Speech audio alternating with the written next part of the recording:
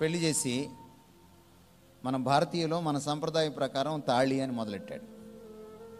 మీరు కాస్త పాస్టర్లు చదువుకోండి, శాస్త్రాలు చదువుకోండి వెళ్ళి. మీరు ఊరికే భారతీయ సంప్రదాయం అనకండి, భారతదేశాన్ని చదవండి కాస్త. మళ్ళన్నాడు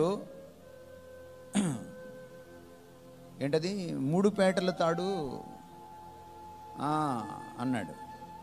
మీకు భాష కూడా రాదా? పేట వేరు, ముడి వేరు. పేట అంటే తెలుసా మీకు? పెంతరే తాడుని 3 తాళ్ళు తీసుకొని పేనితే దాన్ని పేట అంటారు. ముడి వేరు. తాలిలో పేటలు ఉండవు, ముడి ఉంటుంది.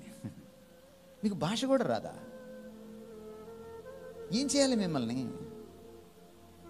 ఒక విగ్రహార్పితమైన అన్య సాంప్రదాయాన్ని తీసుకొచ్చి కట్టుకుంటే కట్టుకో, తాలి నీ ఇష్టం, కట్టుకో, కానీ దీనికి ముడి పెట్టకో.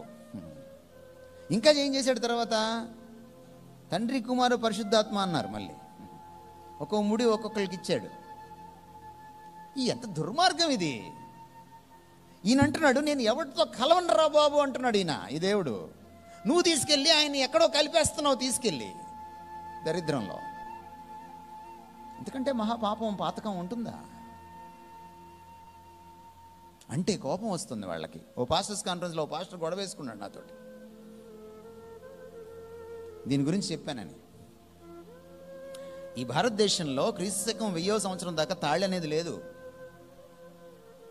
మొదట్లో తాళిలో ఈ బిళ్ళలు లేవు. ఒక నూలు వస్త్రాన్ని పేని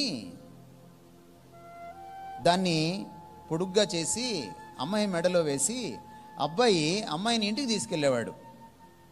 మామూలు మనం గేదెల్ని వాటిని తీసుకెళ్తాం కదా, అట్లా అన్నమాట. అది నెమ్మదిగా తాళిగా పరిణమించింది. ఆ బిళ్ళలు ఏంటో అనుకున్నారు మీరు? అవి వాళ్ళ దేవుడు దేవతల మర్మావయవాలు, జననాంగాలు. వేసుకొని తిరుగుతారా?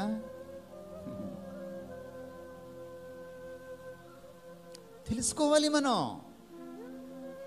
ఇశ్రాయేలీయులకి ఈ మాట చెప్తున్నప్పుడు ఆయన, అరే నాయనా, మీరు అన్యులతో వాళ్ళ పద్ధతులతో కలవకండి, వాళ్ళని ప్రేమించండి, కానీ వాళ్ళ పద్ధతులతో కలవకండి, లోక మర్యాదను అనుసరించద్దు అని పౌలు చెప్పాడు.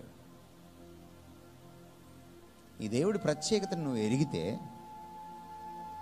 నువ్వు కూడా ప్రత్యేకంగా ప్రతి విషయంలో జీవించాలి. పరిశుద్ధత అన్నప్పుడు